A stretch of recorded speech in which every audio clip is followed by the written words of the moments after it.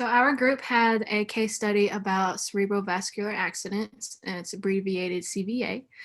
This is also known as a stroke. So a stroke is is complex dysfunction caused by an interruption of blood, blood supply in the brain. It results in upper motor neuron dysfunction that produces hemiplegia or paralysis of one side of the body. And we know that paralysis is the inability to move, and typically a stroke affects the opposite side. So an example would be right CVA produces left hemiplegia, and left CVA will produce right hemiplegia. So there are two major types of stroke. You got ischemic or hemorrhage. Ischemic is insufficient blood flow to meet metabolic demands, also known as a blockage, and hemorrhage is bleeding or ruptured blood vessels in the brain. So the outcome of a stroke depends on which artery supply in the brain is interrupted. And with our case study, our patient had a middle cerebral artery, CVA, and this is also the most common cause of stroke, and this results in contralateral hemiplegia, especially in the face or upper extremity, contralateral sensory deficits, sometimes perceptual deficits, and aphasia. So our specific case study was a Miss Josephine Tyler. Miss Tyler is a 78-year-old widow who has 5 adult children, and she lives in an apartment off of her son's home.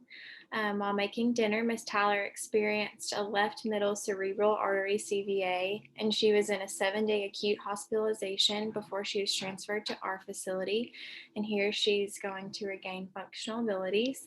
Although she has taken care of herself over the years, her medical history has a significant for congestive heart failure, atrial fibrillation, hypertension, and osteoporosis for 15 years. Her apartment has no entry steps at the doorway and no structural barriers on the inside. In her bathroom, she had a stall shower and a built-in seat. Before the CVA, Ms. Tyler was independent with all functional activities except for going to the grocery store and cleaning, and her son's family assisted her with those activities.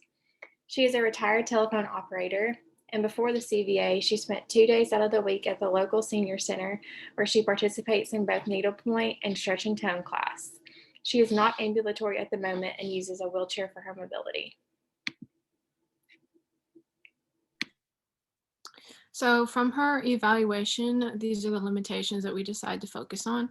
She is left side dominant, and we focused on self-care, transfers, balance, and active range of motion.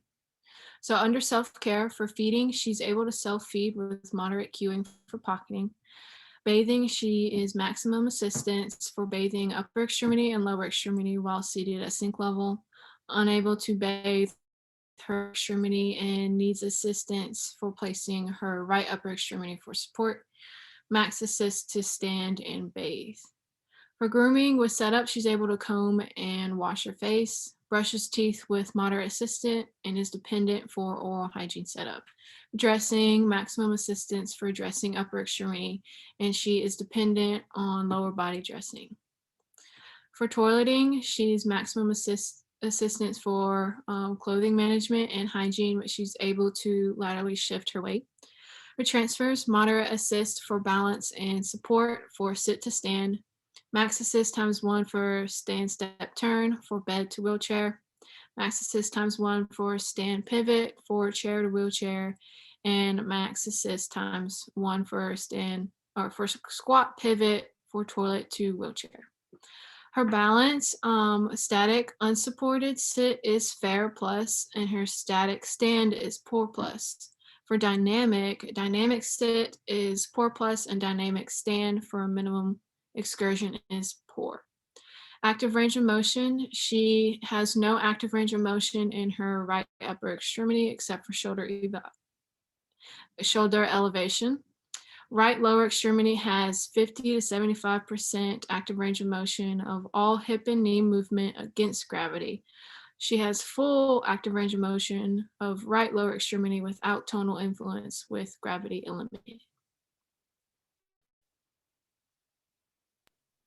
Mrs. Josephine said that some of her goals that she would like to reach is to return home, be independent in self feeding, independent in self care, independent in toileting, and independent in transfers, including showering. Our first long-term goal that we created for Miss Josephine is Josephine will complete her dressing task with moderate assist in 2 months. And the two short-term goals that correlates with that are Josephine will don and doff a pullover shirt 25% of the time within 3 weeks with minimal assistance.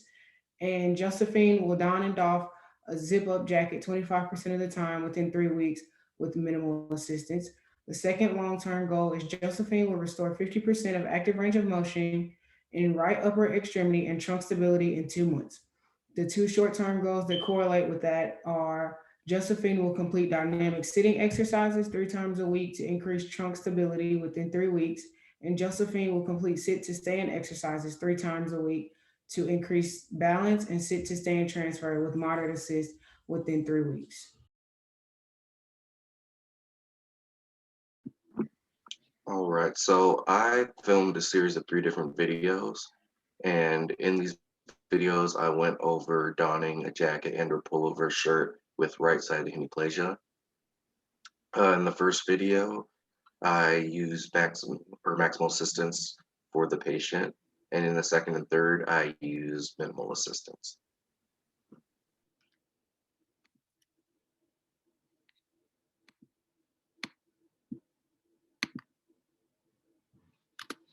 Good afternoon, Mrs. Joshua. My name is Tony, and I'll be your LP for today. So my understanding is that you have right-sided hemiplegia that's been making it difficult for you to get dressed in the morning. So what I'm going to do today is I'm going to show you different ways to apply a jacket as well as a pullover shirt to make those activities a little bit easier for you. So what I've got here is for today is a jacket. So what you're going to want to do first is start with the inside facing towards you. You're going to want to place it on your lap. So this first time around, I'll assist you. Just because, it's first time learning, it'll make it a little bit easier to walk these steps. So first, after you have it on your lap, make sure you have a nice secure fit with your left hand. And then what you'll want to do is you'll want to take, I'm going to touch your head. Is that okay? So what you're going to want to do is you're going to want to take this right hand and bring it over to this right sleeve and use your left hand to assist and feed it in that right sleeve.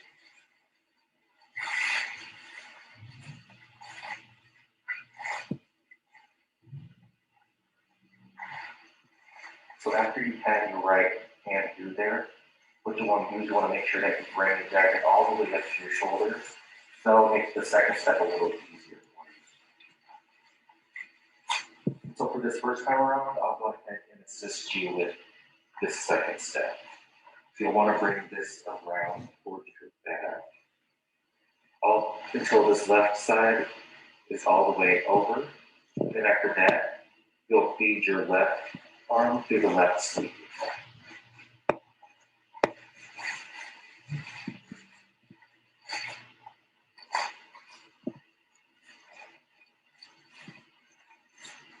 All right, and that concludes part.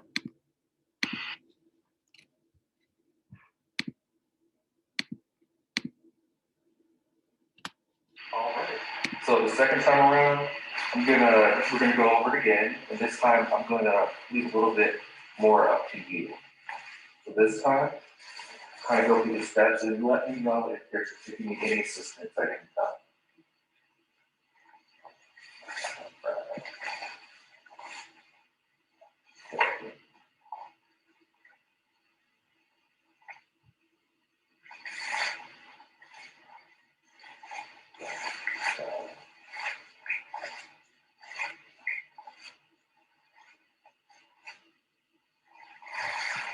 And I'll stand over on this side just in case you need assistance.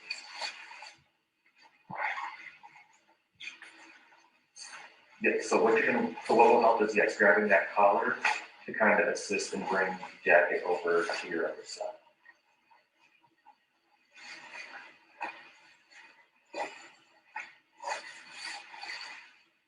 Good job.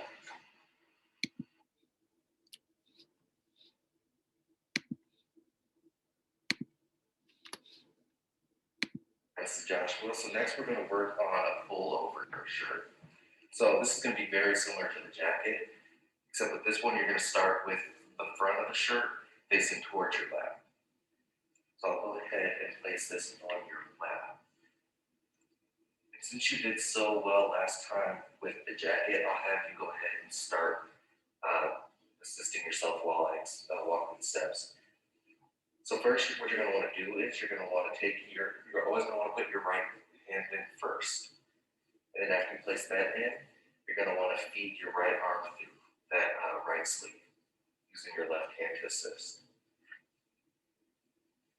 And just like with the jacket, you're going to want to make sure that you bring the right sleeve all the way up to your right shoulder.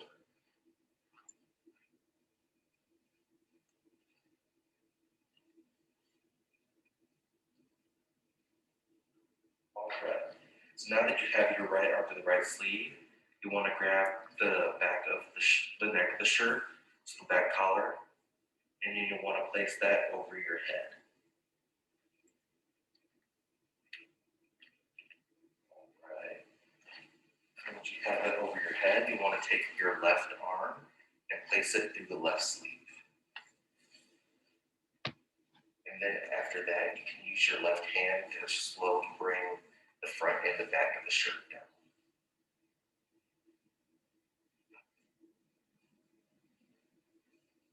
That's great.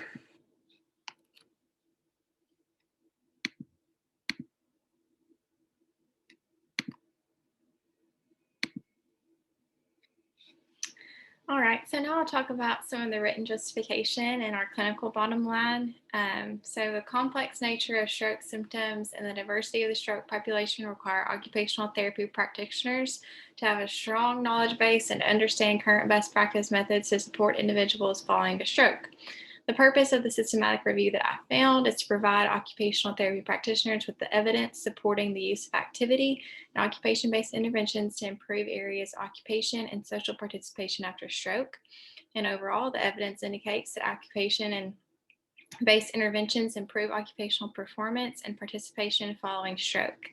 The majority of the literature reviewed for this focus question targeted ADL-based interventions and the use of ADL outcome measures.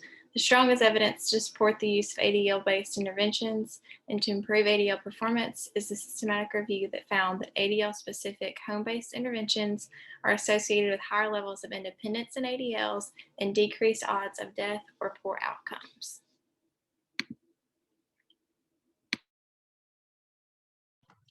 Okay, so while researching some community resources, we found some very helpful websites.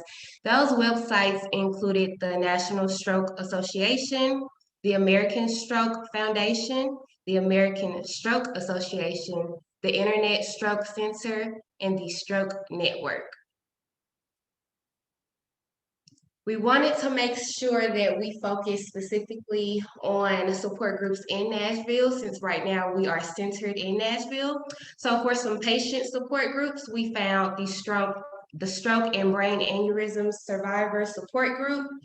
Also, we found that the stroke survivors can benefit from Social Security because, you know, the government understands that they're not able to work due to some complications in treatment, so they are able to have some type of financial support. And then we also know the importance of caregivers, so we found a caregiver support group, which is the program of comprehensive assistance for family caregivers, and that is partnered with the VA, or Veteran Affairs.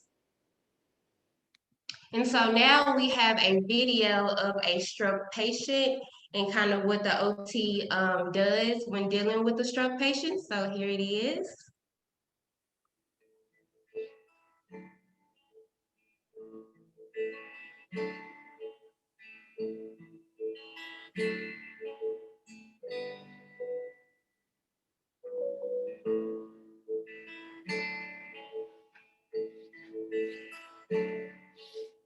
Babu. Babu.